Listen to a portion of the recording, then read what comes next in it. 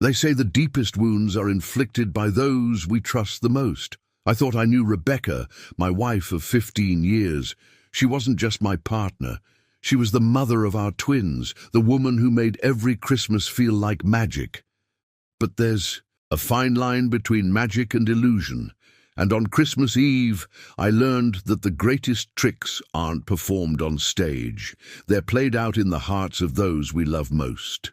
Before we jump back in, tell us where you're tuning in from, and if this story touches you, make sure you're subscribed, because tomorrow I've saved something extra special for you.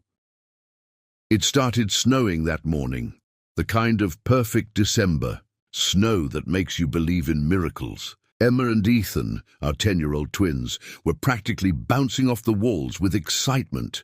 Christmas Eve had always been special in our house. Rebecca's special hot chocolate with tiny marshmallows, the annual family photo by the fireplace, the matching pajamas she'd pick out for all of us. 15 years of traditions, each one a brick in the foundation of what I thought was an unshakable home. I remember watching her that morning, humming carols as she wrapped last-minute presents. Her honey-blonde hair caught the light from the Christmas tree, and for a moment she looked just like the woman I'd fallen in love with all those years ago. The twins were in the kitchen, giggling over something on their shared tablet, their matching sweaters making them look like mirror images of each other. Everything felt perfect, too perfect. I should have known something was off. The signs were there, subtle but persistent, like ornaments slightly out of place on a carefully decorated tree. Rebecca had been different lately, more distant, more protective of her phone, working later hours at her publishing house. But I'd chalked it up to holiday stress, end-of-year deadlines, the usual chaos that December brings. After all, we were the couple that other families envied. Successful careers, beautiful children, a home straight out of a Christmas card. The twins, though, they saw what I didn't. Emma and Ethan had always been unusually perceptive, even for twins. They had this way of communicating without words, of knowing things they shouldn't. I used to joke that they were like tiny detectives, always piecing together clues about their birthday presents or figuring out when we were planning a surprise. I never imagined their detective skills would unravel the carefully constructed facade of our family's happiness. That afternoon, Rebecca announced she needed to run to her office to pick up some files she'd forgotten. "Just a quick trip," she said, kissing my cheek. "I'll be back in time for Christmas Eve dinner." The twins exchanged a look. One of those silent conversations that only they understood. I noticed, but I didn't think much of it. I was too busy prepping the turkey, following her mother's recipe to the letter like I did every year. Hours passed. The sky darkened early, as it does in December, and the snow kept falling. Rebecca wasn't answering her phone. Each call went straight to voicemail. Each text remained unread. The twins sat at the kitchen counter, watching me with those knowing eyes that seemed to hold secrets too heavy for their young shoulders. "Dad," Emma finally said, her voice steady in a way that made my heart skip. "We need to show you something." Ethan pulled out their tablet, his small hands trembling slightly. "We didn't want to ruin Christmas," he added. "But, Mom," that's when my world started to crumble. Not with a bang, not with a dramatic revelation, but with a series of small truths that my children, my brilliant, observant children, had pieced together like a puzzle I'd been too blind to see. A puzzle that would reveal why their mother chose Christmas Eve to shatter our family, and why she'd emptied our accounts before disappearing with the man she'd been seeing behind my back. Looking back now, I realized that while Rebecca had been crafting her escape, our twins had been crafting something of their own, the truth. And as the snow fell outside our window, coating our world in deceptive white, I was about to learn just how deep their mother's deception went, and how two 10-year-olds would become the unlikely heroes of our family's darkest Christmas. Emma's hands shook as she unlocked the tablet, her brother leaning in close beside her. The kitchen suddenly felt colder, despite the warmth from the oven where our Christmas turkey continued to cook. Now just another reminder of the perfect family dinner that would never happen. I pulled up a chair, trying to keep my voice steady, as my children prepared to shatter whatever illusions I had left about their mother. It started with Mom's new book, Emma began, her voice barely above a whisper. The one she said she was editing for work. Ethan nodded, picking up where his sister left off with the uncanny synchronization that only twins seem to possess. But it wasn't just a book, Dad. We found her diary on her laptop when she asked us to help with formatting last week. My stomach churned. Rebecca had always been protective of her work computer, claiming client confidentiality at the publishing house. Now I understood why. The twins had discovered her personal writings, hidden in plain sight among her manuscript, files. But what they found wasn't just any diary. It was a detailed account of her planned escape, disguised as a novel about a woman starting her life over. She wrote about him, Emma continued, her young face bearing a maturity no child should have to possess. Marcus, he's not just her co-worker like she told you. Ethan pulled up a series of emails they'd found, archived conversations that painted a picture I couldn't unsee. Rebecca and Marcus had been planning this for months. Every late night at the office, every business trip, every writing workshop. Those all elaborate lies crafted to hide their growing relationship, but the betrayal went deeper than just an affair. The twins had uncovered something far more calculating. "Mum's been moving money," Ethan explained, showing me a spreadsheet they'd found buried in her files. She said she was tracking her book sales, but look at the dates and amounts. My eyes scanned the document, and I felt the blood drain from my face. Regular transfers, small enough not to raise immediate suspicion, but adding up to nearly $50,000 over the past 6 months. We didn't understand all the numbers, Emma admitted, her voice cracking slightly, but we know she was sending it to a special account. She wrote about it in her story. Her character called it her freedom fund. The irony wasn't lost on me. Rebecca had always talked about writing the next great American novel, and here she was, using her storytelling skills to orchestrate her own disappearing act. The twins had more to show me. Pictures they'd found hidden in password-protected folders. Rebecca and Marcus at a cabin in the mountains, their happiness a knife in my heart. Hotel reservations for tonight, carefully scheduled for Christmas Eve when she knew I'd be distracted with holiday preparations. Flight confirmations for tomorrow morning, 2 tickets to Paris. She'd planned everything down to the smallest detail. "There's something else, Dad," Ethan said, his voice heavy with the weight of yet another revelation. He pulled up a document that made my hands clench into fists. Divorce papers, already drawn up, waiting to be served. But it was the custody arrangement that truly showed her ruthlessness. She was planning to fight for full custody of the twins, using my long hours at the architectural firm against me. "She didn't know we could figure out her passwords," Emma said, a hint of pride mixing with her sadness. "But we've watched her type them in so many times. She always uses the same ones, our birthday, but with special characters." The twins shared a look, and I recognized their silent communication. There was more. "The worst part," Ethan continued, "is what she wrote about Christmas Eve. She chose it on purpose, Dad. She wrote that devastating memories are the hardest to forget."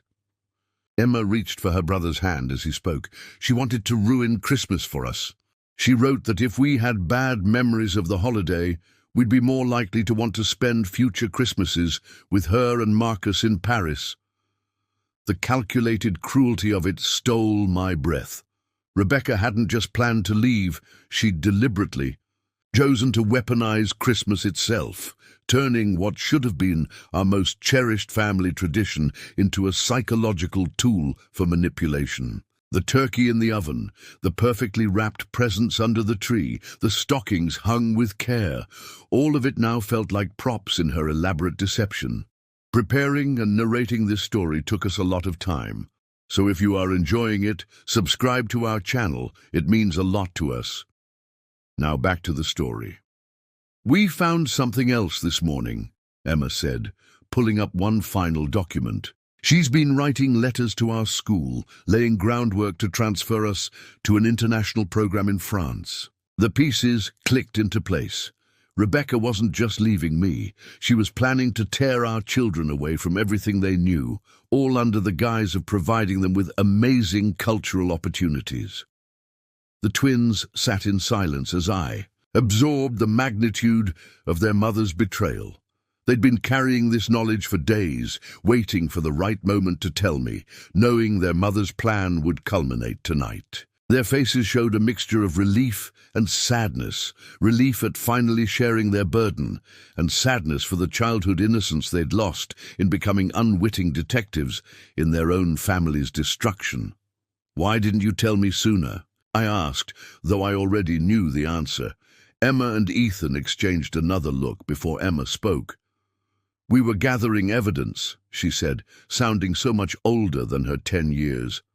"We needed to make sure we had proof of everything. And," she hesitated, "we needed to make sure you knew before she left with all the money." Ethan nodded solemnly. "We heard her on the phone last night, Dad. She's planning to empty the accounts tonight. She said banks would be closed for Christmas, so no one could stop the transfers until it was too late." My mind raced to our savings, our investments, the children's college funds, everything we'd built together over 15 years, all at risk because I'd trusted the wrong person. The oven timer chimed, a jarring reminder of the Christmas Eve dinner that now seemed like a cruel joke. Outside, the snow continued to fall, covering our neighborhood in a deceptive blanket of peace. But inside our kitchen, 3 people sat shell-shocked by the devastation one woman had planned to unleash on her family at the most wonderful time of the year. I looked at my children, my brilliant, brave children who had uncovered their mother's plot and chosen to stand for truth despite the pain it caused. They weren't just twins sharing DNA. They were partners who had used their bond to expose a betrayal that I had been too blind to see. In that moment, I realized that while Rebecca had spent months planning to destroy our family, Emma and Ethan had spent weeks working to save it. The question now wasn't just how to stop Rebecca's plan, it was how to protect what really mattered. As I pulled both my children into a tight hug, I made a silent vow. Rebecca might have chosen to turn Christmas Eve into ground zero for her betrayal, but I would make sure our story didn't end with her version of events. The twins had given us a chance to fight back, and I intended to use it. My hands trembled as I reached for my phone, the twins watching my every move with those knowing eyes that had already seen too much. The clock on the wall seemed to mock us, 6:47 p.m. on Christmas Eve, when we should have been sitting down to dinner as a family. Instead, I was about to start a chain of events that would change our lives forever. "First, the bank," I muttered, more to myself than the children. But Emma, ever practical, was already 2 steps ahead. "Dad, use the laptop," she urged. "Mum doesn't know we found her passwords. We can still log into her accounts." Ethan was already pulling up the banking website, his small fingers flying across the keyboard with surprising efficiency. The truth about my children's intelligence hit me then. They weren't just bright kids who had stumbled upon their mother's secret. They were methodical, careful planners who had been quietly working to protect our family while maintaining a facade of innocence. They had been playing chess while Rebecca and I had been playing checkers. "Got it," Ethan announced, turning the screen toward me. The numbers made my head spin. Rebecca had been busy. Multiple accounts I didn't even know existed, all carefully managed to stay just under reporting thresholds. But what made my blood run cold was the pending transfer scheduled for midnight, a massive sum set to move to an offshore account. "Emma," touched my arm gently. "Mom's phone is still on," she said, pulling up a tracking app on their tablet. "She's not at her office, Dad. She's at the Golden Oak Hotel." The same hotel where, according to their earlier discovery, she had booked a room with Marcus. The pieces were falling into place with brutal clarity. I called our family lawyer, Richard, not caring that it was Christmas Eve. He answered on the third ring, probably expecting holiday wishes. Instead, I gave him the condensed version of our crisis. To his credit, he switched into professional mode immediately. "Don't confront her yet," he advised. "We need to secure the assets first. I'm calling in some favors. Give me 20 minutes. While we waited, the twins sprang into action. With a coordination that was almost supernatural, Emma began taking screenshots of everything they'd found, methodically saving them to a secure cloud drive they'd created. "Evidence," she explained simply. Ethan, meanwhile, was tracking their mother's digital footprint, making sure we knew exactly where she was and what she was doing. The turkey sat forgotten in the oven, slowly drying out. The Christmas tree lights blinked steadily in the corner, casting colorful shadows on the walls of what had become our war room. Outside, carolers passed by our house, their cheerful voices a surreal backdrop to our family crisis. Richard called back exactly 20 minutes later. "Got the emergency freeze on the main accounts," he reported. "Judge Davidson owed me a favor. He's signed off on a temporary restraining order against any major financial transactions. Your wife won't be able to transfer anything tonight." He paused before adding, "But Jacob, there's something else you need to know. The custody papers she's prepared, they're vicious. She's painting you as an absentee father." I looked at my twins, huddled together at the kitchen counter, their matching sweaters and worried expressions making them look younger than their years. Absentee father. I had never missed a school play, a parent-teacher conference, or a soccer game.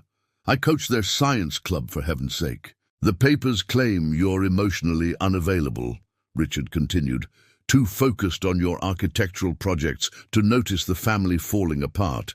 She's trying to establish a pattern of neglect." I heard him shuffling papers. "She's also claiming the move to Paris is a once-in-a-lifetime opportunity for the children's education and cultural development." Emma's face darkened at this. "Show him the video, Ethan," she said quietly.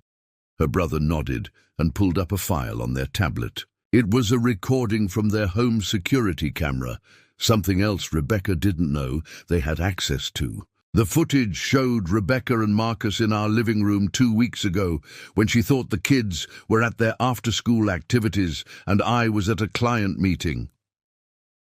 "We don't actually care about the stupid international school," Marcus was saying, in the video.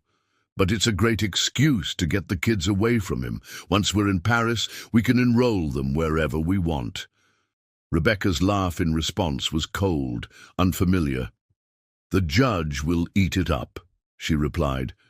"Jacob's firm just took on that huge project downtown. He won't be able to prove he has time for full custody." The video continued, showing them discussing their plans in detail. How they would use my dedication to my career against me, how they would manipulate the twins' testimony, how they would paint a picture of a workaholic father too busy for his family.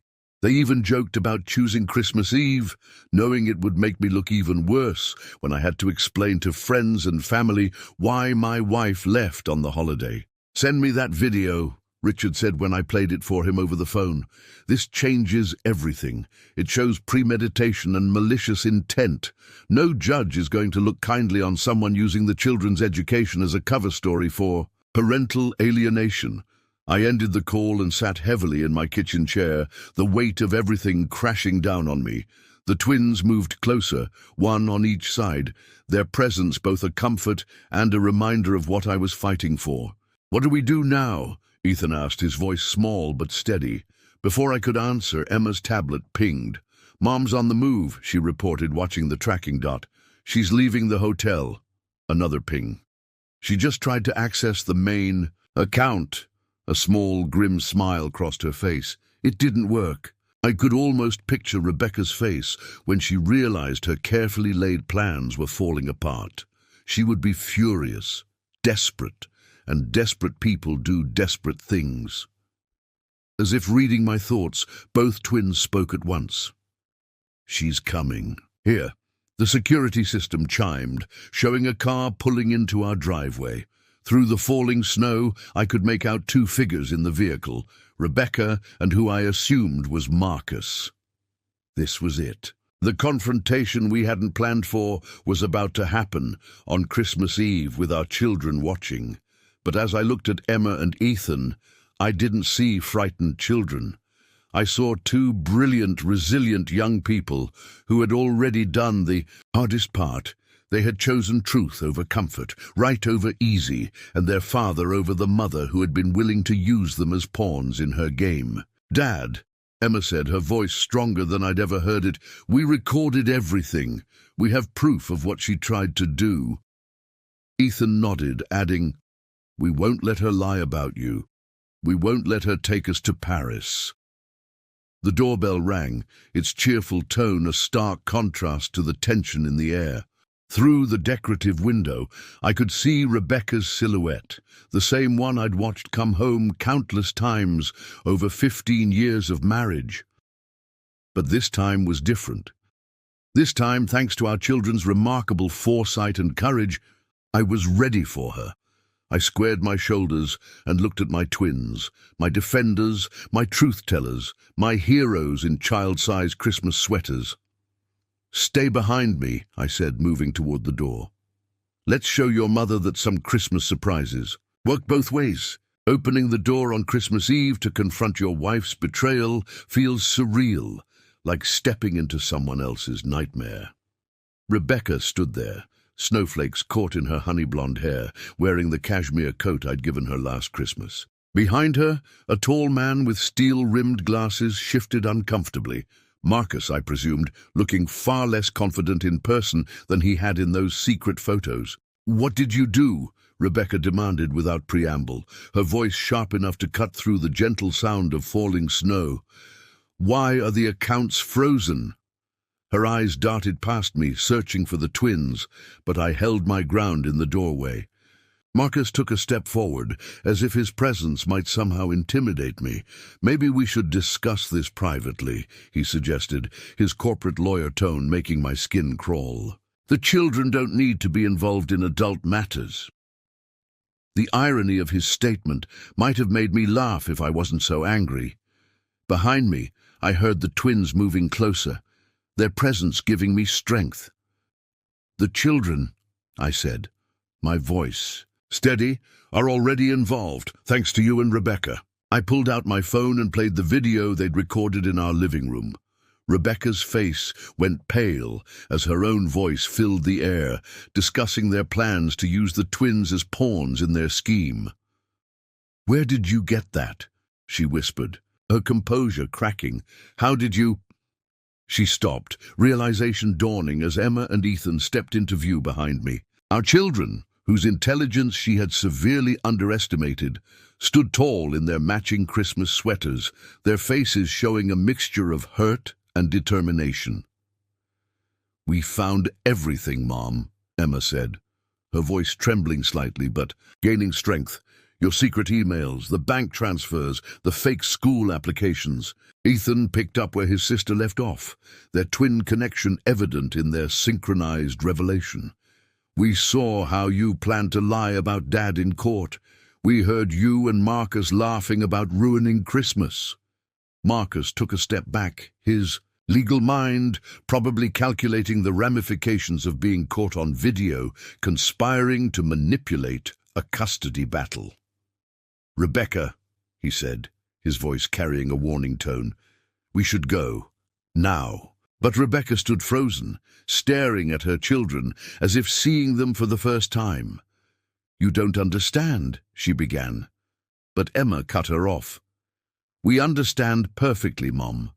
We read your diary, the one you hid in your manuscript files. We know you've been planning this for months." Ethan added, We know about the apartment you already rented in Paris, the one you said would be our fresh start away from Dad. The snow was falling harder now, collecting on Rebecca's shoulders and Marcus's expensive coat. The Christmas lights from our neighbors' houses cast colorful shadows across their faces, making the scene feel even more surreal. Inside, I could smell the turkey starting to burn. The Christmas dinner none of us would eat. "You read my private files?" Rebecca's voice rose, a hint of desperation creeping in. "You went through my computer? Those were private?" The absurdity of her outrage, that she would focus on this violation rather than her own massive betrayal, was staggering. "Private like the college funds you emptied?" I asked quietly. "Private like the custody papers you were planning to serve me with? Private like your plans to kidnap our children to France?"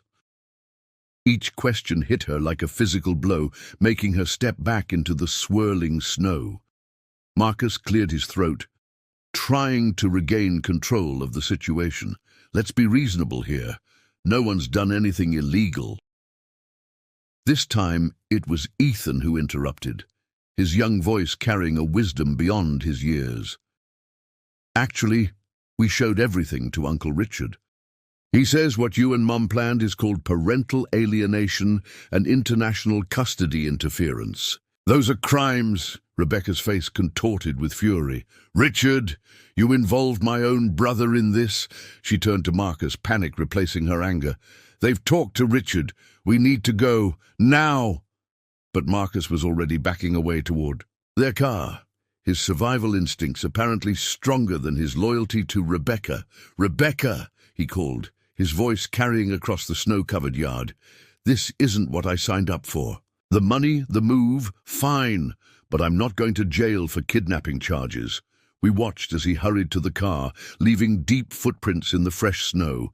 The sound of his car door slamming echoed through the silent street. "Marcus, wait!" Rebecca's composure shattered completely as she watched him climb into the driver's seat. "We had a plan. We had everything arranged."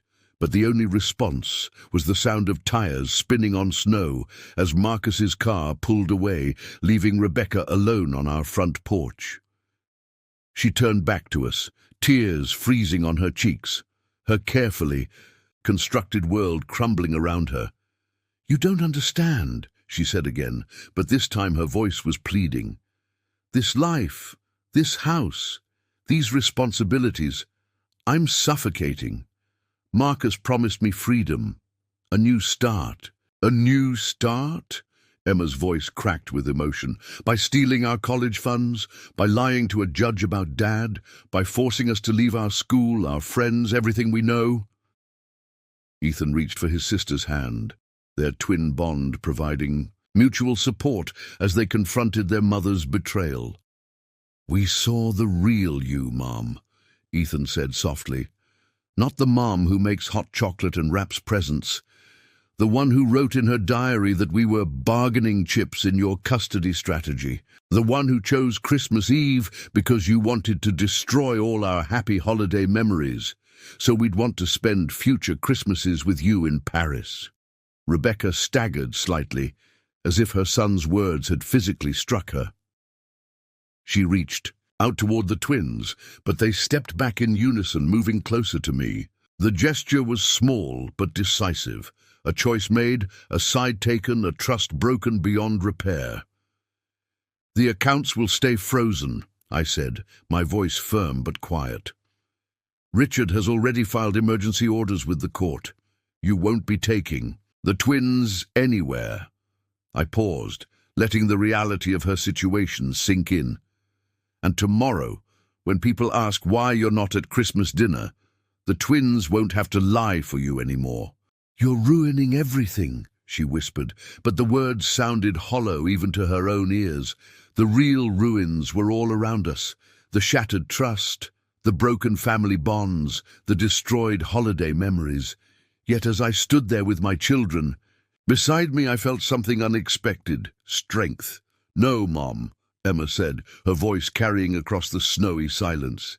You ruined everything when you decided your happiness was worth more than our family." Ethan finished his sister's thought. "But Dad will fix it. He always does." Rebecca looked at her children one last time, perhaps finally seeing the damage she had done, the trust she had broken, the love she had squandered. Without another word, she turned and walked away into the swirling snow, her footprints joining Marcus's in their path away from our home. I closed the door slowly, the warmth of the house enveloping us as the sound of Rebecca's retreating footsteps faded into the night. The Christmas tree lights twinkled mockingly, and somewhere in the kitchen, the timer was still beeping its warning about our forgotten dinner. "Dad?" Emma's small voice broke the silence. "Can we order pizza for Christmas Eve dinner?" Ethan added hopefully, "with extra cheese."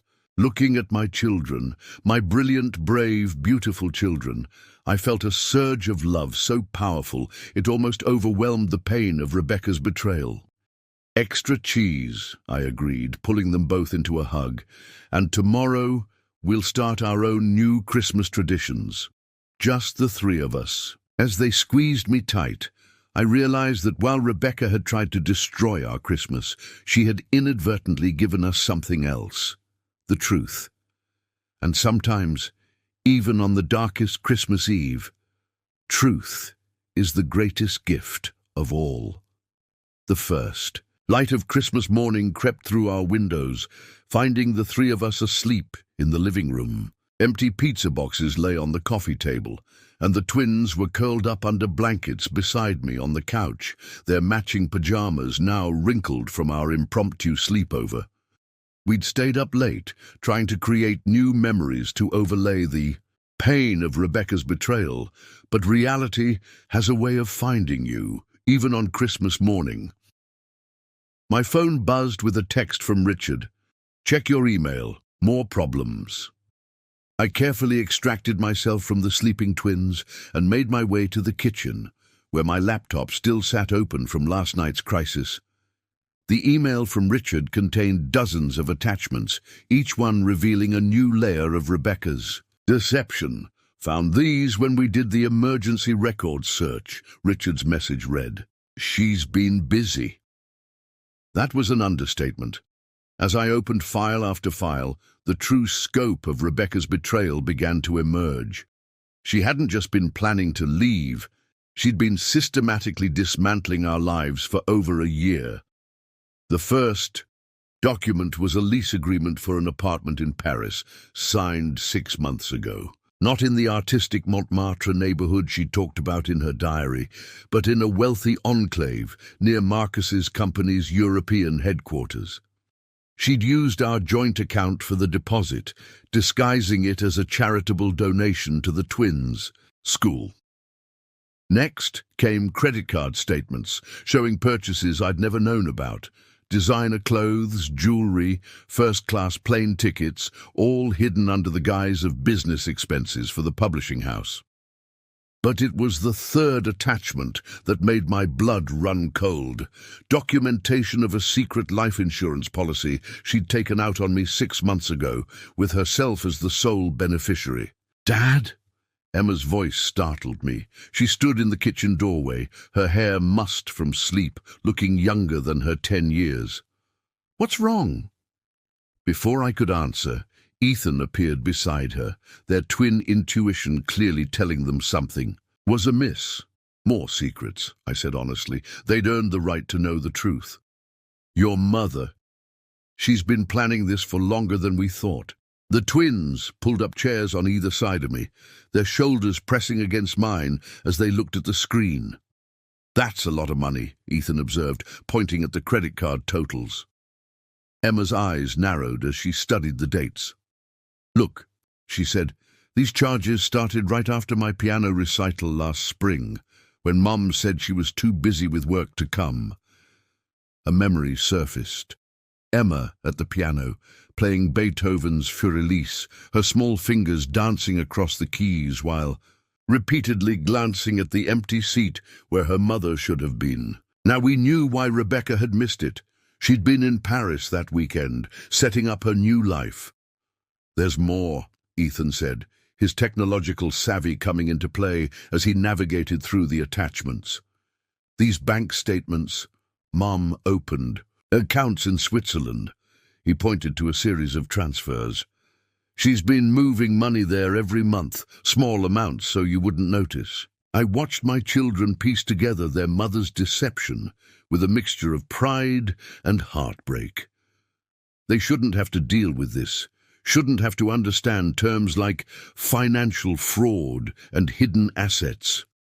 But here they were, helping to unravel the web their mother had woven. A new email popped up from Richard. "Marcus just called my office, says he wants to make a deal, claims Rebecca involved him in something bigger than he realized. Meeting him in an hour." Attached was a scanned document that made my heart stop. A draft of a novel Rebecca had been working on, but this wasn't fiction. It was a detailed plan for collecting on that life insurance policy. She was going to... I couldn't finish the sentence, but Emma and Ethan, reading over my shoulder, understood. Their mother hadn't just planned to leave us, she'd contemplated something far darker. The novel outlined a scenario where a fictional character arranged for her husband's accident after fleeing to Paris with her children. "That's why she wanted us in France first," Ethan whispered, his face pale. "She wrote that the character needed her children safely away before..." He couldn't continue, but he didn't need to. The implications were clear. Rebecca had been planning something far more sinister than just abandoning her family. Emma grabbed her tablet, her fingers flying across the screen. "The GPS history," she said, pulling up a map. "Mum's been visiting that steep road near your construction site, the one with the bad guardrails." She showed us the pattern. Rebecca had driven by there multiple times in the past month, always. Late at night, the pieces clicked into place with horrifying clarity. The life insurance policy, the secret accounts, the carefully planned timing. She hadn't just chosen Christmas Eve for emotional devastation. She'd chosen it because the holiday would mean empty roads, minimal witnesses, and a delay in emergency responses. "Call Richard," the twins said in unison, their faces set with determination. "Marcus needs to tell the police everything." I was already dialing, my hand shaking slightly. The Christmas tree lights blinked in the corner, casting alternating shadows and light across the documents that detailed how thoroughly our lives had been infiltrated by betrayal. While I spoke with Richard, the twins huddled together at the kitchen counter, their matching pajamas and synchronized movements a reminder of the bond Rebecca had been willing to destroy. They were pulling up more files from their mother's computer, their combined intelligence, now focused on protecting our family from her darkest plans. "Uncle Richard's office has cameras, right?" Emma asked when I hung up. "And recorders?" Ethan caught on to his sister's thinking. "We need proof of everything Marcus says. Mom might try to deny it all." Their strategic thinking amazed me. While I was still reeling from each new revelation, they were already working on protecting our future. The doorbell rang, making us all jump. Through the front window, we could see Richard's car in our snow-covered driveway. Christmas morning was dawning across our neighborhood, lights twinkling in windows, the sound of excited children in the distance opening presents. But in our house, 3 people sat surrounded by evidence of how thoroughly trust could be broken by someone you loved. "What do we do now?" Ethan asked, his voice small but steady. Emma reached for her brother's hand, then mine, forming a circle of unity in our kitchen. "We stick together," she said firmly. "Mom thought she could break us apart, but she made us stronger instead."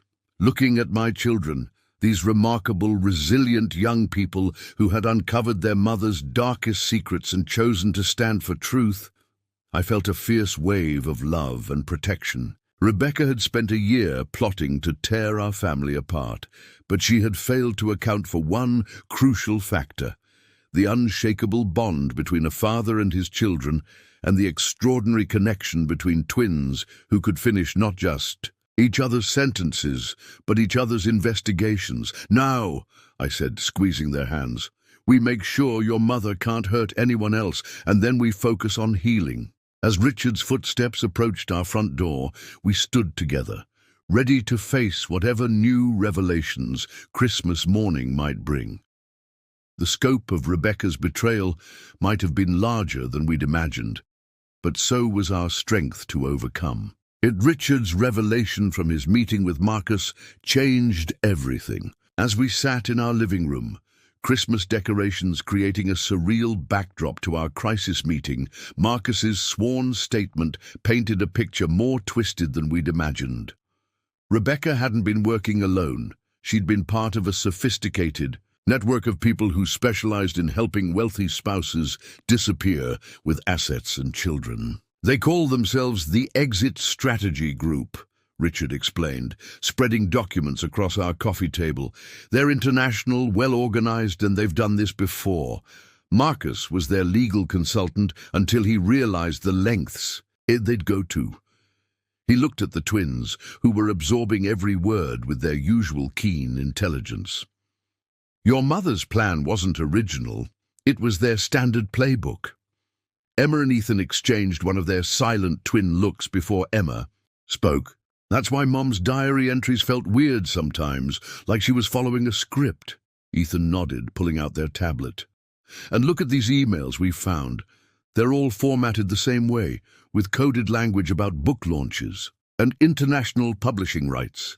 I studied the papers Richard had brought. The Exit Strategy Group had it down to a science. They would help a spouse establish secret accounts, create false paper trails, and set up new identities. The Christmas Eve departure, the planned accident, the international custody battle, all were refined techniques they'd used successfully before. But they didn't count on us, Ethan said, his voice carrying a quiet confidence. They didn't know we could crack their codes. Emma picked up her brother's thought. Or that we'd find their whole network in Mom's contacts list. Richard leaned forward, his lawyer's mind clearly racing. You found their network. The twins nodded in unison, and Emma pulled up a complex spreadsheet on their tablet. We mapped it out, she explained. Every email, every phone call, every meeting Mom had with them. We traced their connections through the publishing house. It wasn't just Marcus. They used publishing companies as fronts, Ethan added. Author, tours, international book fairs, writing retreats, all covers for their real business. He pulled up another document. And we found their client list hidden in Mom's manuscript reviews folder. The implications were staggering. Rebecca hadn't just betrayed our family. She'd become part of an organization that systematically destroyed families for profit. The twins had uncovered not just one person's betrayal, but an entire criminal enterprise. We need to take this to the FBI, Richard said, but Emma was already shaking her head. Not yet, she said, sharing another look with her brother. We have a better idea. What unfolded over the next hour was a masterclass in strategic thinking. From my 10-year-old twins, they had spent weeks not just gathering evidence, but developing a plan to dismantle the Exit Strategy Group from the inside out. Mum's their weak link now, Ethan explained, pulling up a series of encrypted messages. She's panicking because we froze the accounts. She's been sending desperate messages to their leadership. Emma continued, and we've been tracking their responses. They're worried she'll expose them. The twins had created a detailed flowchart showing the organization's structure, communication patterns, and weak points. They'd identified key players, tracked financial transactions, and even mapped out the group's upcoming operations, other families they were planning to destroy. Here's what we do, Emma said, her young face set with determination. We use Mom's access to their system. She still trusts her laptop because she doesn't know we've been monitoring it. Ethan pulled up another screen. We've already copied ourselves on all her communications. We know they're planning a big meeting in Geneva next week, all their major players in one place. Richard studied their evidence with growing amazement. This is incredible, he muttered. Better than most. professional investigators, but the twins weren't done. They had already drafted emails designed to come from Rebecca that would sow discord among the group's leadership. Mom's desperate enough to turn on them now that Marcus backed out, Emma explained, so nobody will question these messages. Ethan showed us the carefully crafted texts. We'll make them think she's making deals with different factions, playing them against each other. Their plan was brilliant in its simplicity. Using Rebecca's own accounts, they would trigger the paranoia and mistrust that often lurks in criminal enterprises. Meanwhile, they would anonymously tip off the authorities about the Geneva meeting, providing enough evidence to justify an international operation.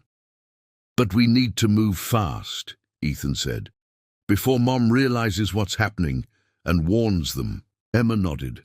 "And we need to keep her distracted."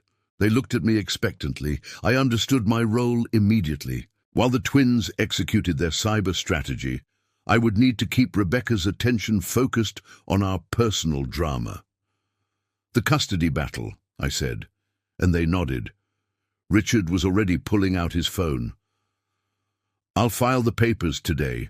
That should keep her busy with her local lawyers." As we refined the plan, I couldn't help but marvel at my children.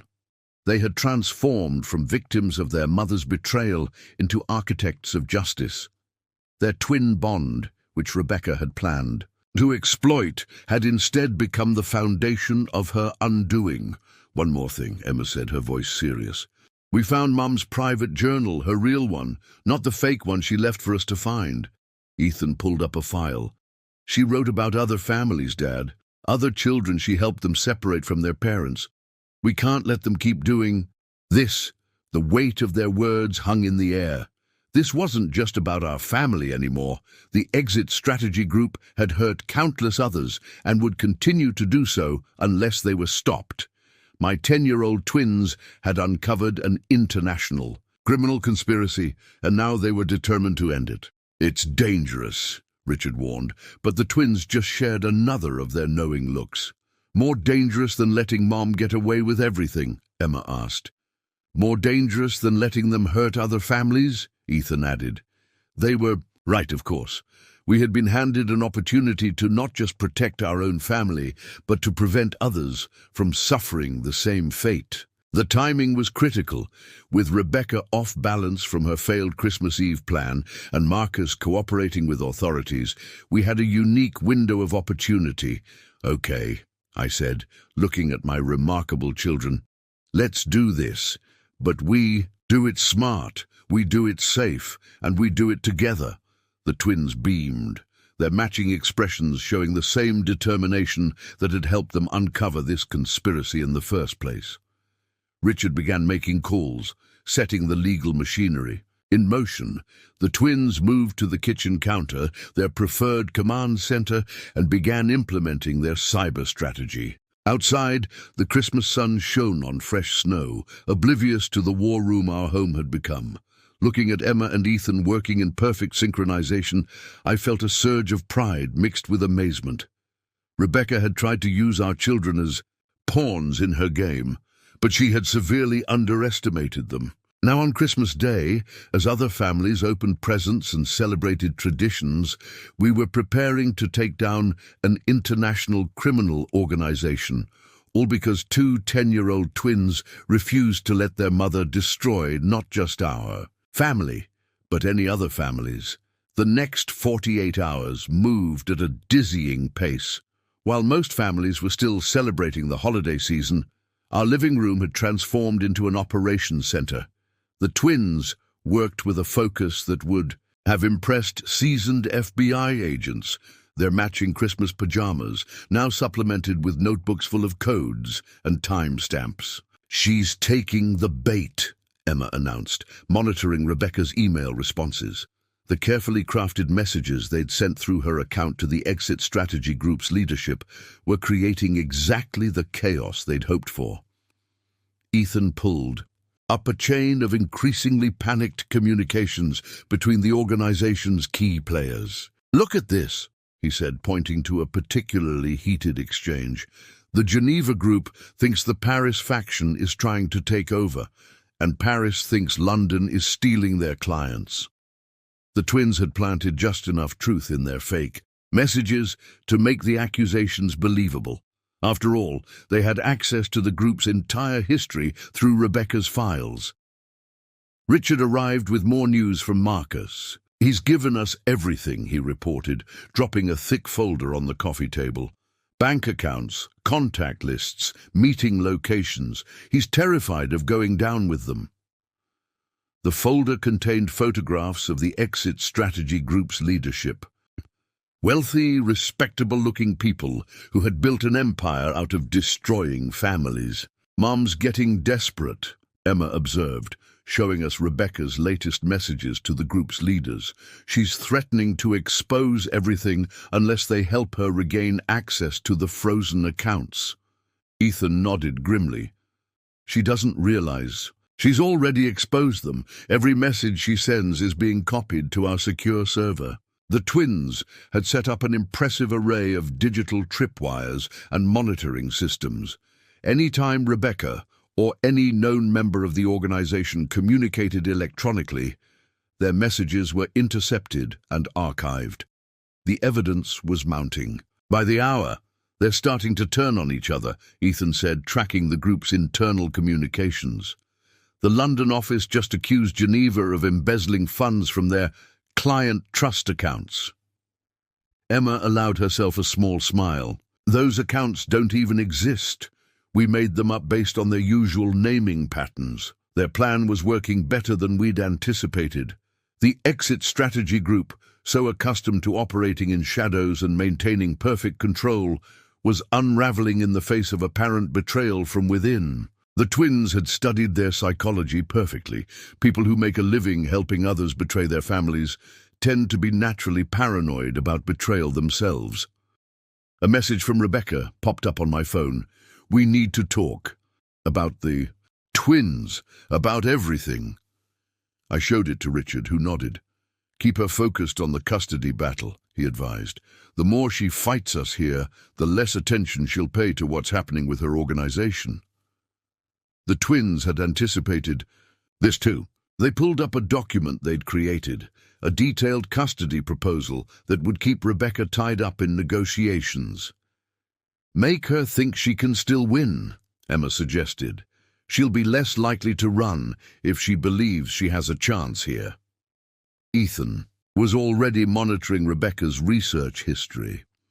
"She's looking up international custody laws," he reported, "and trying to access her frozen accounts through different banks." Each failed attempt seemed to drive her further into panic, making her messages to the exit strategy group increasingly erratic.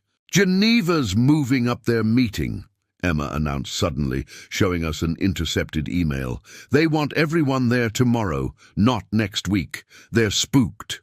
The twins shared one of their synchronized looks. "Perfect," they said together.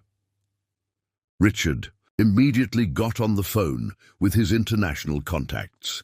The twins had already prepared detailed dossiers on each member of the organization expected to attend the Geneva meeting. Their thoroughness was remarkable. They'd traced financial records, travel patterns, and communication histories for dozens of people. "The Swiss authorities are ready," Richard reported after a series of calls. "They've been building a case against several members already. This will give them everything they need." The twins had even mapped out the most likely meeting location based on the group's previous patterns and current hotel reservations. But then, a complication. "Mom's booked a flight to Geneva," Ethan announced, his eyes glued to the screen. "She's trying to salvage her position with them." Emma quickly pulled up more details. "She leaves tonight. First-class ticket purchased with an emergency credit card we didn't know about." This was a wrinkle we hadn't anticipated. If Rebecca made it to Geneva, she might expose our operation before the authorities could move in. The twins, however, remained calm. "We planned for this too," Emma said, pulling up another file. "Remember the evidence we gathered about her planning your accident, Dad?" Ethan picked up his sister's thread. One phone call to the FBI about a potential international conspiracy involving life insurance fraud. He let the implication hang. In the air, within an hour, Rebecca's name was on a no-fly list. She wouldn't be going anywhere. The twins' command center buzzed with activity as night fell. They monitored communications, tracked financial transactions, and coordinated with Richard's international contacts. Their synchronization was almost supernatural. One would begin a task just as the other finished a complementary piece, their minds working in perfect harmony. "Look at this," Emma called out, enlarging an email chain on her screen. The exit strategy group's leadership was falling apart. Accusations of betrayal flew back and forth, with each faction believing the others were plotting against them. Years of trust built on helping people betray their families were dissolving in a matter of hours. "They're starting to run," Ethan observed, tracking sudden flight bookings and account closures. But that too played into our hands. The twins had anticipated panic moves and already alerted authorities to watch for exactly these patterns. A text arrived from Marcus. "They know something's wrong. Rebecca's been calling everyone, trying to warn them, but nobody trusts her now." The twins' plan had worked perfectly. By using Rebecca's own account to plant seeds of discord, they'd made her appear to be the source of the betrayal. "The Le Geneva Hotel just confirmed the conference room booking for tomorrow," Emma reported, under the same cover story Mum used to use, "International Literary Agency Annual Review." Ethan pulled up the guest list. 15 of their top people will be there, all the ones we have evidence against. Richard's phone rang. Swiss authorities confirming their positions. The trap was set. In less than 24 hours, the exit strategy group's leadership would walk into a meeting room, expecting to address internal betrayals, only to find themselves facing international law enforcement instead. "Dad," Emma said quietly, looking up from her screen, "Mum's outside." Sure enough, Rebecca's car was parked across the street, its headlights dark. She was watching our house, probably wondering why lights blazed from the windows at midnight, unaware that her children were orchestrating the downfall of her entire organization. "Let her watch," Ethan said, his voice carrying a maturity far beyond his years. "She thought we were just pawns in her game. She never understood that we were playing a different game entirely." Emma nodded, adding, "We're not trying to destroy her dad. We're trying to stop them from destroying other families." Looking at my children, these remarkable, resilient, brilliant children, I felt a profound mix of pride and awe. They had taken their mother's betrayal and transformed it into an opportunity for justice. While Rebecca sat in her car, probably, plotting her next move in what she thought was a simple custody battle, her 10-year-old twins were dismantling an international criminal enterprise piece by piece. "Incoming message from Geneva," Emma announced, her fingers flying across the keyboard. "They're demanding everyone turn in their phones at tomorrow's meeting. They're paranoid about leaks." Ethan smiled slightly. "Perfect. They'll have no way to warn each other when the authorities arrive." Outside, Rebecca's car finally pulled away into the night. She had no idea that while she was watching us, we were watching an entire organization crumble. An organization she had trusted to help her escape her family, not realizing that her own children would be the architects of its destruction. The morning of the Geneva operation dawned cold and clear in Switzerland. Thanks to Richard's contacts, we had a live feed from the authorities' command center. The twins sat at their monitoring station, multiple screens displaying various communication channels and security feeds. They'd been up all night, tracking the exit strategy group's key players as they converged on the hotel. "Target 1 is in position," Emma reported, watching the security feed as the organization's director, an elegant woman named Helena Vale, entered the hotel lobby. According to Marcus's files, she'd orchestrated over 50 family separations in the past 3 years alone. "She's wearing the blue scarf," just like Mum said she always does. Ethan monitored the digital traffic. They're all going dark, turning off their phones like planned. He pulled up a diagram of the hotel's conference room. Swiss team is in position, disguised as hotel staff. FBI liaison confirms they're ready to move on all identified accounts once the arrests begin. Rebecca had been calling non-stop since her failed attempt to fly to Geneva. Each time, her voice grew more desperate as she realized she was losing control, not just of her escape plan, but of the entire organization she'd trusted. The twins had routed her calls through their system, recording every panicked conversation with the exit strategy group's members. "Listen to this," Emma said, playing a recording from an hour ago. Rebecca's voice was barely recognizable.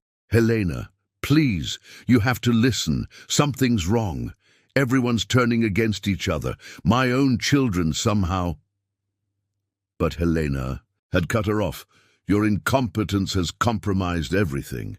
You clearly can't handle your own family situation. Stay away from Geneva." The irony wasn't lost on any of us. The organization that specialized in helping people abandon their families had just abandoned Rebecca because she couldn't control her children. The twins shared a knowing look as another figure appeared on the security feed. "Target 2, Ethan," announced. Marcus Thompson's replacement. After Marcus had turned on them, the group had quickly appointed a new legal advisor, a shark-like lawyer named Victor Chen, who specialized in international custody battles. "He's carrying the briefcase Mom told us about, the one with all their client contracts." Emma zoomed in on the briefcase. "Those contracts are their weakness. Each one is evidence of conspiracy to commit parental alienation across international borders." Richard nodded, already on the phone with the Swiss authorities. The timing would have to be perfect. The feed showed more members arriving, each one exactly as the twins had predicted based on their intelligence gathering.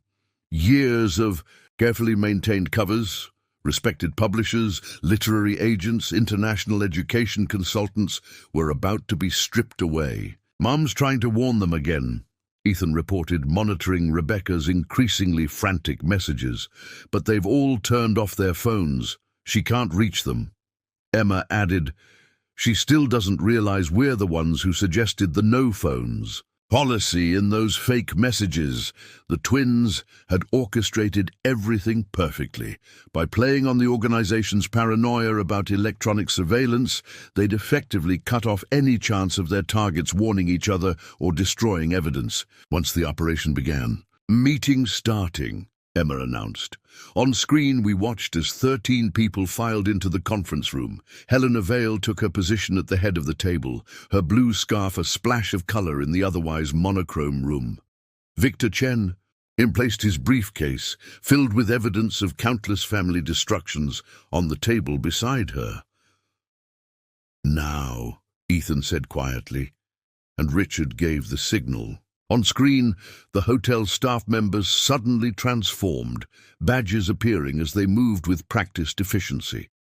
Helena's face showed a moment of shocked recognition before composing itself into careful neutrality.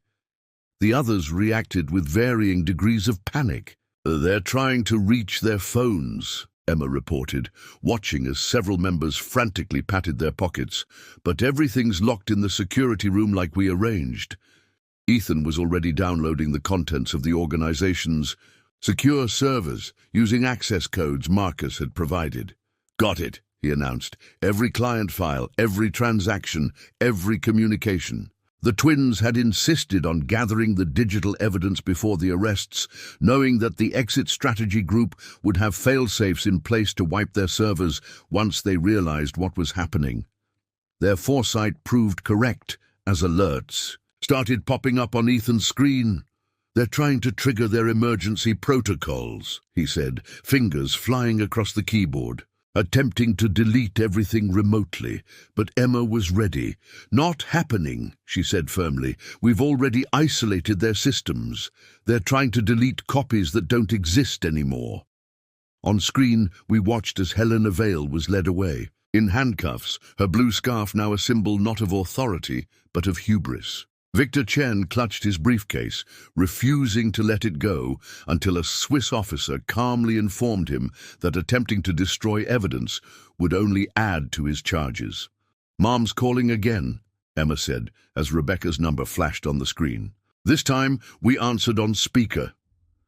"Rebecca," Richard said calmly, "I assume you're seeing the news about the arrests in Geneva."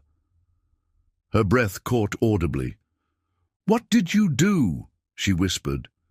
"What did you make Marcus tell them?" The twins exchanged glances before Emma spoke. "It wasn't just Marcus, Mom. We found everything. All the families you helped them destroy.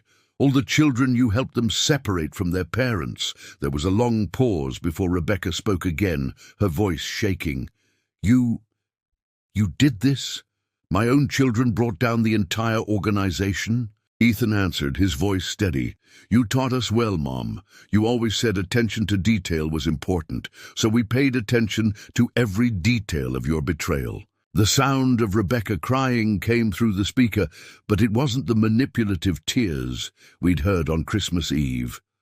These were the sobs of someone realizing they'd not only lost everything, but had been thoroughly outmaneuvered by the very people they'd underestimated most. "The Swiss authorities will be sharing their evidence with the FBI," Richard informed her professionally. "I suggest you turn yourself in before they come looking for you. Your cooperation now might help when we discuss custody arrangements." After Rebecca hung up, the twins turned their attention back to the screens. The operation was expanding as authorities moved to secure evidence and suspects in multiple countries. The exit strategy group's carefully constructed network was unraveling thread by thread, each arrest leading to new revelations and connections. "Paris team is moving in," Emma reported, watching as another feed showed French authorities raiding the organization's office there. "London's next." Ethan was already coordinating with Richard's international contacts, ensuring that no evidence was missed, no conspirator overlooked. Looking at my children, still in their Christmas pajamas after working through the night, their faces lit by the glow of screens, showing justice being served across multiple continents, I felt a profound sense of amazement. They had transformed their mother's betrayal into something world-changing. "Dad," Emma said softly, looking up from her screens, "there's something else you should see." She pulled up a file that made my heart stop. We found their complete client list. There are hundreds of families they were targeting, including... She trailed off as Ethan finished her thought. "Including some we know." The list included names of people in our community, friends, neighbors, even some parents from the twins' school. All potential targets of the exit strategy group, all families that might have been destroyed if not for two brilliant children, who refused to let their own family's tragedy be repeated. "We can warn them now," Ethan said firmly. "We can stop it from happening to anyone else." Emma nodded in agreement, already preparing detailed reports for the authorities. Their determination to protect other families, to prevent other children from experiencing what they had gone through, filled me with pride, even as it broke my heart that they had to grow up so fast. Outside our window, the winter sun was rising on a world that had fundamentally changed overnight, all because two 10-year-old twins had decided that their mother's betrayal would not be the end of their story, but the beginning of something much bigger than any of us had imagined. The aftermath of the Geneva operation unfolded like a tidal wave. News channels worldwide began reporting on the arrests of prominent publishing industry figures in multiple countries. The twins monitored everything from their command center, watching as the organization they'd helped expose began to crumble. "Completely. Look," Emma said, pointing to a breaking news alert. "They found their hidden archives in London." The British authorities had discovered a treasure trove of documents detailing years of separated families, stolen assets, and destroyed lives. Ethan pulled up their own copy of the files, evidence they'd already gathered and catalogued weeks ago. "Mom's going to run," Ethan announced suddenly, his eyes fixed on his screen. "She just booked a train ticket to Montreal." Emma immediately pulled up more details. "She's emptied her emergency account, the one she didn't think we knew about. She's scared." The twins shared one of their synchronized looks before Emma added, "She should be." Richard was already making calls, but the twins were faster. "Canadian authorities are aware," Emma reported, "sending encrypted files through their secure channel, and we've flagged her passport. She won't make it across the border." Ethan nodded, adding, "We've also frozen that last account she accessed. The funds have been secured, but Rebecca had one last card to play." My phone rang. It was the twins' school principal, Dr. Harrison. "Mr. Sterling," she said, her voice tense, "your wife is here. She's demanding to see the children. She's making some very serious allegations about you and threatening to call Child Protective Services." The twins, listening on speaker, didn't even flinch. Instead, they pulled up a file they'd apparently prepared for exactly this scenario. "Dr. Harrison," Emma said clearly, "please check your email. We've sent you something you need to see." The principal's sharp intake of breath told us she'd opened their file. The twins had compiled a comprehensive document detailing Rebecca's involvement with the exit strategy group, including her plans to illegally remove them from the country. They'd included evidence of her financial fraud, the custody manipulation scheme, and even her planned accident for me. I see," Dr. Harrison said slowly. "This is quite extensive." "There's more," Ethan added. "Check the second attachment. It shows that Mom tried to bribe the school's administrative assistant last month to change our emergency contact information. She was laying groundwork to remove us from school without Dad's knowledge." Through the principal's phone, we could hear Rebecca's voice rising in the background, still making threats and demands, but her words cut off abruptly as police sirens became audible in the distance. "That would be the FBI," Emma said calmly. "They've been waiting for Mom to surface somewhere public." Ethan was already pulling up the surveillance feeds they'd accessed. "Perfect timing.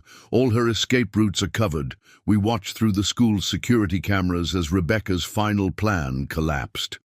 FBI agents arrived with the evidence. The twins had helped gather, not just about the exit strategy group, but about her personal crimes. The international conspiracy charges alone would guarantee significant prison time. "Wait," Rebecca cried as they led her away. "My children did this, my babies?" She looked directly into one of the security cameras, as if she could see Emma and Ethan through it. "How could you do this to your mother?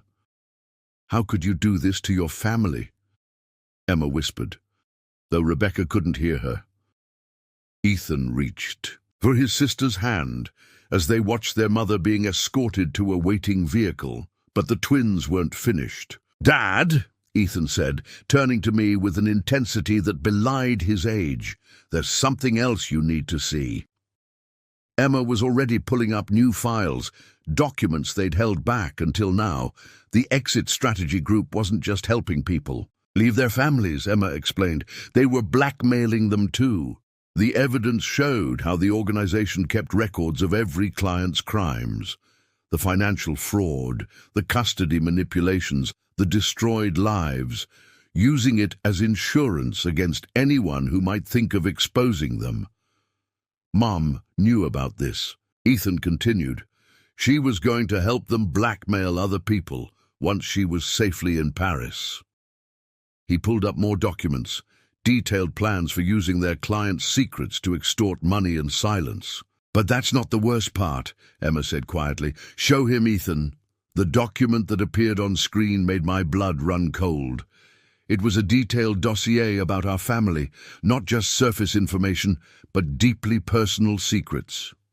Rebecca had been feeding the exit strategy group information about us for months before she decided to leave.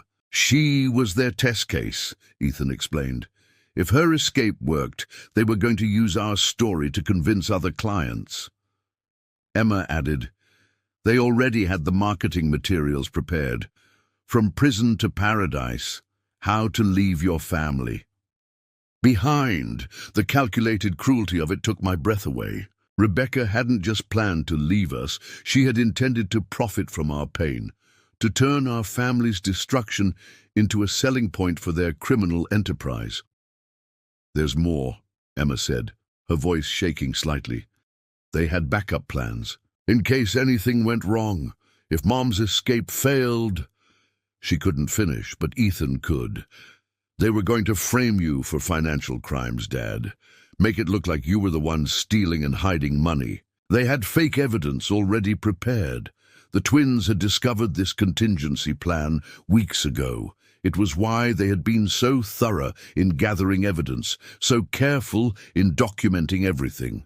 They weren't just trying to stop their mother's escape. They were protecting me from being wrongfully imprisoned. That's why we had to take down the whole organization," Emma explained, her young face showing wisdom far beyond her years. "It wasn't enough just to stop Mom. They would have kept hurting other families." Ethan nodded solemnly. "And they would have come after us eventually. We found their files on other problem children, kids who figured out what was happening and tried to stop it, the things they did to those families." He trailed off, unable to continue.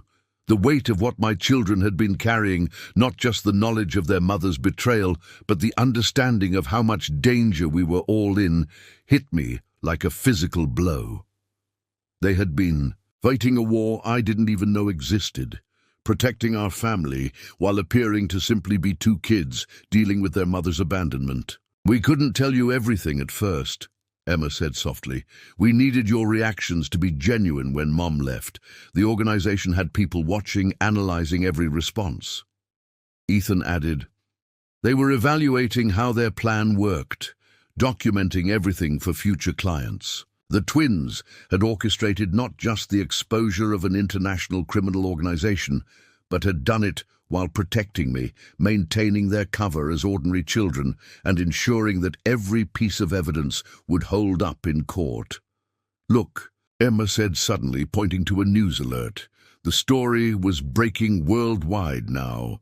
The Exit Strategy Group's exposure was being called one of the largest international family law conspiracies ever uncovered. Dozens of arrests across multiple countries, millions in seized assets, and hundreds of families saved from their schemes.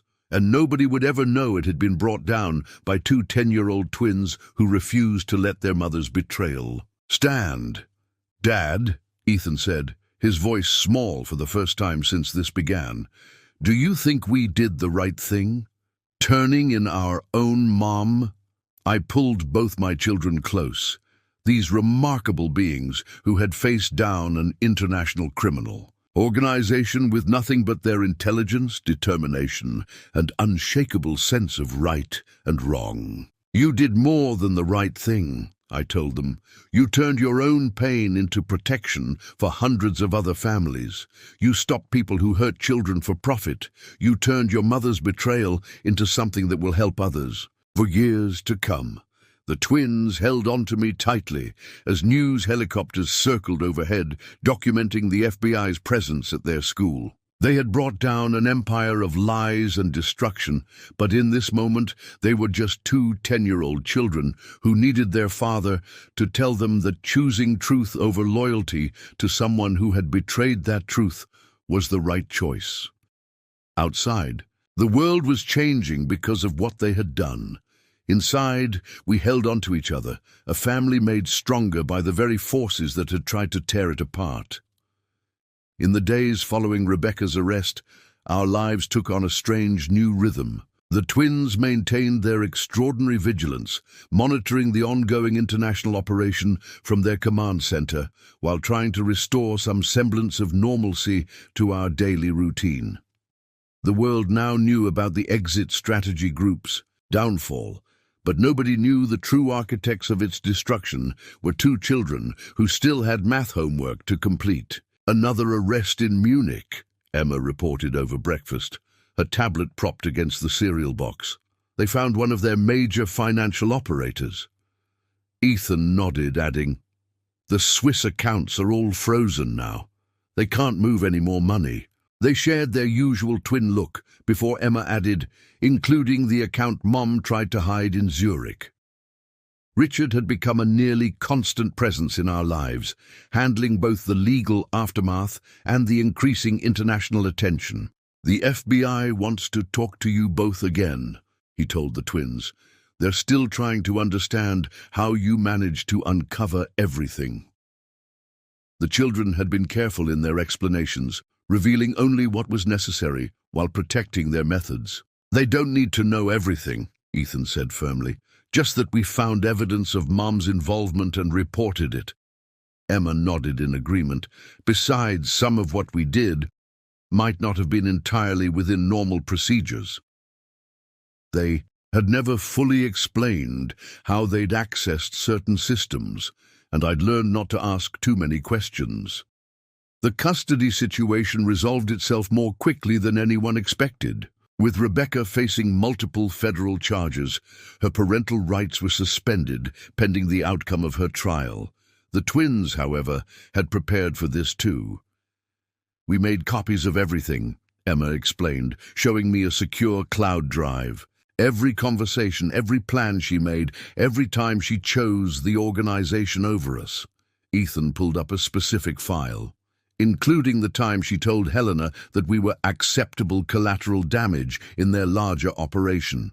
The evidence they'd gathered painted a clear picture of a mother who had not only abandoned her children, but had actively worked to harm their interests. The family court judge took one look at their meticulously prepared documentation and issued an immediate order granting me full custody. "Mum's lawyers keep trying to contact us," Ethan mentioned one evening, monitoring their secure email. "They want us to testify on her behalf, claim we misunderstood everything." Emma's face hardened slightly. "We sent them the recording of her planning Dad's accident. They stopped asking after that." The international investigation continued to expand. The twins' evidence had opened doors that law enforcement hadn't even known existed. Their detailed mapping of the exit strategy group's operations provided a blueprint for dismantling similar organizations worldwide. "They found 3 more groups trying to copy their model," Emma reported, showing me a confidential FBI bulletin they'd somehow accessed. "In Australia, South Africa, and Brazil." Ethan was already correlating data. Same basic structure, different cover stories. One pretends to be a student exchange program. The twins had developed a system for identifying these operations, looking for specific patterns in international financial transactions and custody filings. They'd passed this methodology to authorities through Richard, who made sure their role remained anonymous. "We don't want anyone knowing it was us," Emma explained. "Some of these people are still out there." Ethan nodded grimly. "And they're not happy about losing their business model." Their caution was warranted. We'd seen what these organizations were capable of doing to families who got in their way. Rebecca's trial was scheduled for spring, but the twins had already ensured its outcome. Their evidence was overwhelming, their documentation flawless. They had recorded every interaction, tracked every transaction, mapped every connection. "She'll try to claim she was just another victim," Ethan predicted, reviewing the prosecution's files, "that the organization manipulated her." Emma pulled up more evidence. "But we have proof she was recruiting other parents. She was going to help them do to other families what she did to us." The financial aftermath was equally complex. The exit strategy group had hidden money in accounts and investments worldwide. The twins had mapped all of it, creating a detailed trail for investigators to follow. "They're recovering the stolen funds," Emma reported, monitoring the international task force's progress. "All the money Mom and the others took from their victims." Ethan showed me the numbers, millions of dollars being returned to hundreds of families across multiple continents. Our own financial situation had stabilized. The twins' quick action in freezing accounts had preserved our assets, and their evidence ensured that Rebecca couldn't access any of the money she'd tried to hide. "We found something else," Emma said one evening, her voice unusually hesitant. "Show him, Ethan." Her brother pulled up a document that made my heart skip. It was a life insurance policy. Not the one Rebecca had taken out on me, but one she'd had on herself. She changed the beneficiary 2 months ago, Ethan explained quietly. Made it payable to her new identity, the one she was going to use in Paris. Emma finished the thought. She was going to fake her own death after we were safely in France, make it look like an accident, collect the money, and disappear completely. The calculated nature of her betrayal still had the power to shock me. The twins, however, had moved past shock to a kind of determined resolution. They had transformed their pain into purpose, using their incredible abilities to protect others from experiencing similar traumas. "We've set up an alert system," Emma explained, showing me a program they'd developed. It monitors international custody filings, looking for patterns that might indicate another group trying to copy the exit strategy group's methods. Ethan added, "We're sharing it with family court systems worldwide." Through Richard, of course. Their work had caught the attention of international child protection organizations, though nobody knew their true identity. Their methods for tracking and preventing international parental kidnapping were being studied and implemented by law enforcement agencies globally. "Someone has to protect the other kids," Emma said simply when I asked why they continued to monitor things. "Someone has to make sure no other children have their Christmas ruined by organizations like this." The twins had started attending therapy at Richard's suggestion. Their therapist, Dr. Chen, was amazed by their resilience and insight. "They've processed this trauma in an extraordinary way," she told me. "They've turned their pain into positive action, their betrayal into protection for others." Life was settling into a new pattern. The twins still maintained their vigilance, but they were also returning to more age-appropriate activities. Emma had resumed her piano lessons, though she now kept her tablet nearby, monitoring alerts. Ethan had rejoined the science club, using his new knowledge of cryptography to design unbreakable codes. "We're okay, Dad," they told me one evening, curled up on either side of me on the couch. "We're better than okay. We're stronger now." Looking at my remarkable children, these young warriors who had faced down an international conspiracy, with nothing but their intelligence and determination, I knew they were right. They had turned a mother's betrayal into a force for global good, transformed their pain into protection for countless other families. They had chosen justice over ease, truth over comfort, and in doing so they had changed not just our lives, but the lives of families they would never meet. The world would never know that 2 10-year-old twins had brought down an international criminal enterprise. But they knew, and I knew, and that was enough. They had written their own story, one where betrayal led not to destruction, but to something extraordinary. Spring arrived, bringing with it signs of renewal, both in nature and in our lives. The twins' command center had gradually evolved, while they still maintained their vigilance over international family protection systems. Their workspace now included homework assignments, art projects, and the normal trappings of 10-year-old life. They were finding a balance between their extraordinary responsibilities and their need to just be children. 3 more families saved this week, Emma reported one morning, but she said it while drawing in her sketchbook, her tablet monitoring alerts in the background. Ethan added, "The detection system is working perfectly. Courts are stopping custody, frauds before they happen." He was building a robot for the science fair, though his laptop continued tracking their international security protocols. The transformation in their lives was subtle but significant. Dr. Chen had helped them understand that their hypervigilance, while it had served an important purpose, needed to be balanced with normal childhood experiences. "We've set up automated alerts," Emma explained during one therapy session. "We don't have to watch everything all the time anymore." Ethan nodded, adding, "The authorities know what to look for now. They can handle most of it." The twins were learning to trust others with the responsibility they had carried alone for so long. Their school life had stabilized. The principal, Dr. Harrison, had been instrumental in maintaining their privacy. As far as their classmates knew, the twins were simply dealing with their parents' divorce. Nobody suspected that these two children had orchestrated the takedown of an international criminal enterprise.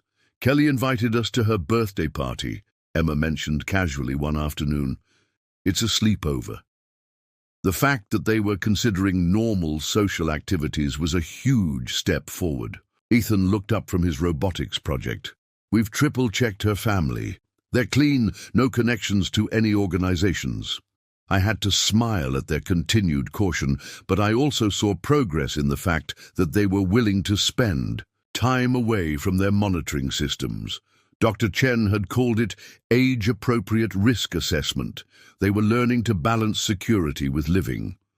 The legal proceedings continued in the background of our lives. Rebecca's trial was approaching, but the twins had developed a healthy detachment from it.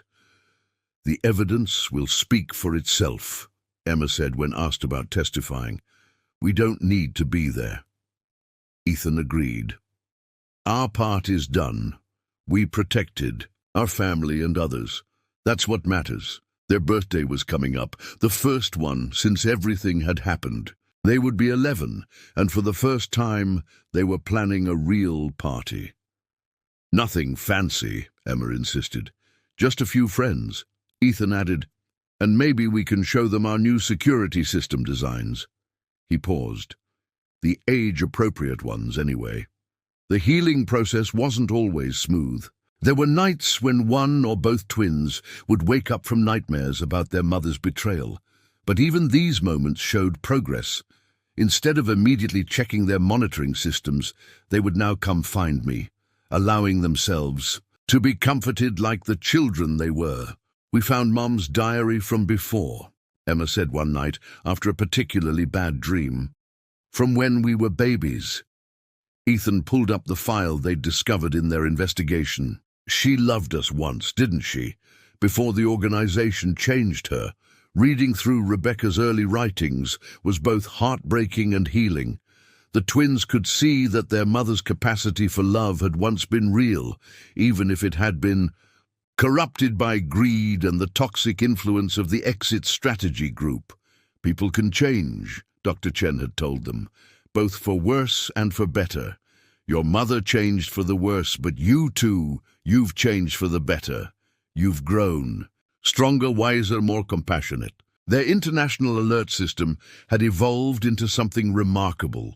Working through Richard, they had helped develop protocols that were being adopted by family courts worldwide. Their methods for detecting and preventing international custody, fraud were saving countless families from experiencing what they had gone through. Australia stopped another attempt yesterday, Ethan reported over dinner, a parent trying to use the student exchange program cover. Emma added, they're getting better at spotting the signs. The patterns we identified are helping them prevent these crimes before they happen. The twins had started a coded journal together, documenting their experiences and insights. For other kids, Emma explained, in case they ever need to know. They're not alone. Ethan had added security measures to ensure the journal couldn't be traced back to them. But maybe someday when it's safe, we can find a way to share what we learned. Their healing was reflected in small but significant changes. Emma had resumed playing the piano, but now she composed her own music, complex pieces that seemed to tell the story of their journey. Ethan's robotics projects incorporated elements of their security systems, but in ways that could help other children feel safe. We're thinking about starting a coding club at school, Emma mentioned one evening. Teaching other kids about cybersecurity. Ethan nodded enthusiastically. The legal kind, obviously, basic protection stuff. They were finding ways to share their knowledge while maintaining their cover as ordinary gifted children.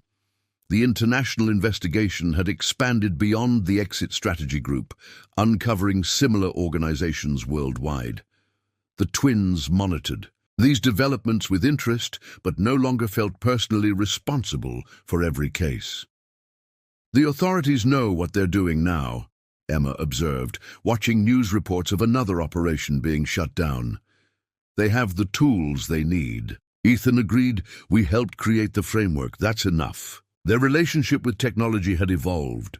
While they maintained their exceptional skills, they had learned to use them more judiciously. Their command center now included space for board games and art supplies, alongside their monitoring. Equipment, balance, Dr. Chen had emphasized. You can be both extraordinary and ordinary, both vigilant and playful, both heroes and children.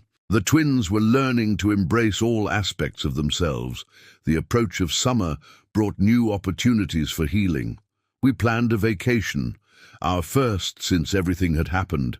The twins insisted on choosing a location they had thoroughly vetted, but they were excited about the prospect of normal family activities. We can't live in fear forever, Emma said wisely. Mom and the organization took enough from us. Ethan finished her thought. We won't let them take our future too. Their recovery was a testament to their resilience, but also to their willingness to accept help and embrace change. They had transformed from children forced to become warriors into young people who could balance their exceptional abilities with normal childhood joys. You know what, Dad? Emma said one evening as we sat watching the sunset from our porch. We're not just surviving anymore.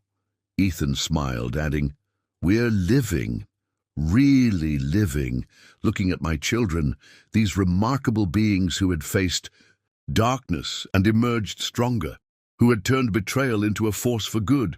I saw not just recovery, but transformation. They had not only healed, they had grown into something extraordinary. Children who could change the world while still enjoying the simple pleasures of childhood. Their mother's betrayal had forced them to grow up too quickly, but their recovery was allowing them to reclaim parts of their childhood while maintaining the strength and wisdom they had gained.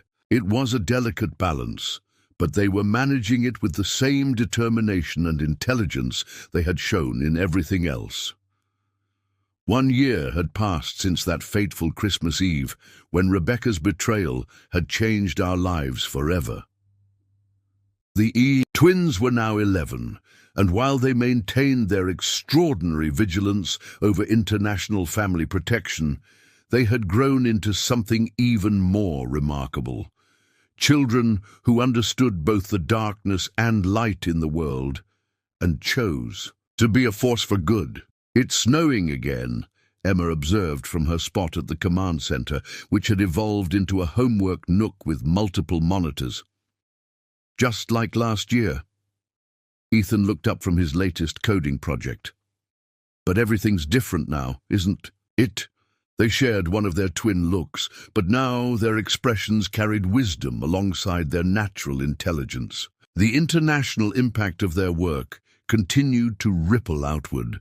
Their detection systems, implemented through Richard's connections, had prevented dozens of family separations and exposed several more organizations attempting to replicate the exit strategy group's methods.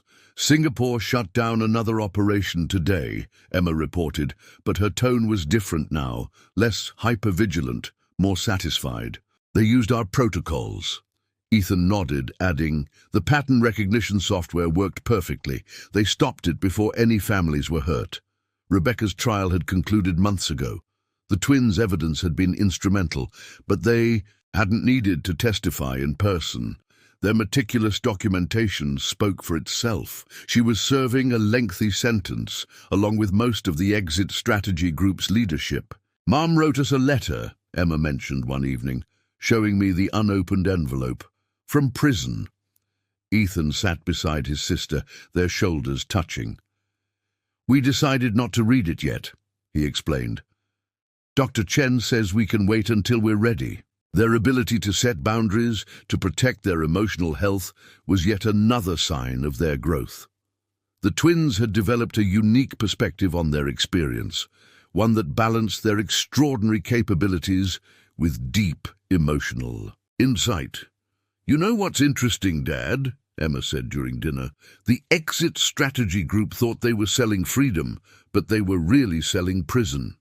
Ethan picked up his sister's thought. They promised people escape, but they just trapped them in bigger lies. The twins had come to understand that their mother's pursuit of freedom had ultimately led to her own confinement, both literally and metaphorically. Their international alert system had become a model for family courts worldwide, though few knew its origins. Australia adopted the final protocols today, Emma noted, showing me the notification. That's all major jurisdictions now. Ethan smiled slightly. The system protects itself. It doesn't need us watching all the time anymore. This was perhaps their greatest achievement, creating something that could continue protecting families. Long after they stepped back from active monitoring, they had transformed their pain into a legacy of protection that would outlast their direct involvement. We've been thinking, Emma said one evening, curled up on the couch with her tablet. About what happened, about everything we learned. Ethan joined us, carrying his laptop. We want to share something with you, Dad. They had created a secure digital time capsule containing not just the evidence of their mother's betrayal and their investigation, but their reflections on the experience. For when we're older, Emma explained, so we never forget what we learned. Ethan pulled up the file. We wrote down the most important lessons, he said. Their list was profound in its simplicity. Truth is stronger than betrayal. Intelligence, without compassion, is dangerous. Family is about choices, not just blood for. Protection doesn't have to mean isolation. Healing takes as much courage as fighting. Children can change the world, but they should still be children. Trust, once broken, can be rebuilt differently. Technology is a tool, not a shield. 9. Justice and revenge are different paths. 10. Love is worth the risk of pain. Their wisdom, earned through experiences no child should have to face, had transformed them into something extraordinary. Young people who understood the complexity of human nature, but hadn't lost their capacity for joy. We're starting a new project, Emma announced, showing me their latest code. It's for other kids whose parents are going through divorce. Ethan pulled up the interface.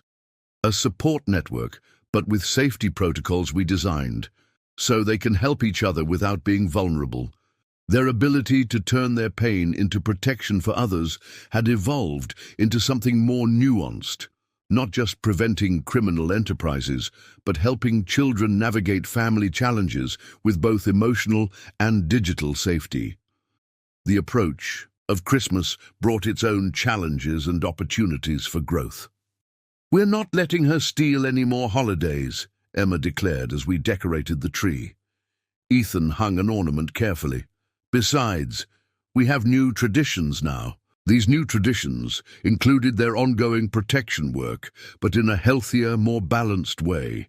They had set up automated alerts that would notify proper authorities without requiring their constant attention. Their command center now served multiple purposes, homework, hobbies, and yes, continuing to monitor international family protection systems. You know what's funny, Dad? Emma said, as we prepared for our new Christmas Eve tradition of pizza and board games.